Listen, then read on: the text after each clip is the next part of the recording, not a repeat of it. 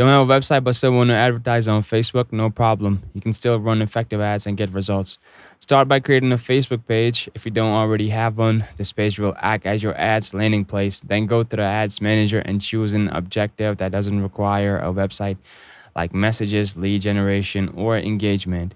For message campaigns, your ads will open a chat directly with you in Messenger or Instagram DMs when someone clicks. This is perfect for starting conversations, answering questions, and closing sales without needing a website.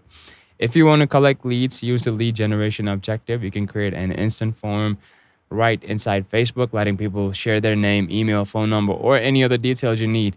This makes it easy to build a customer list without a landing page.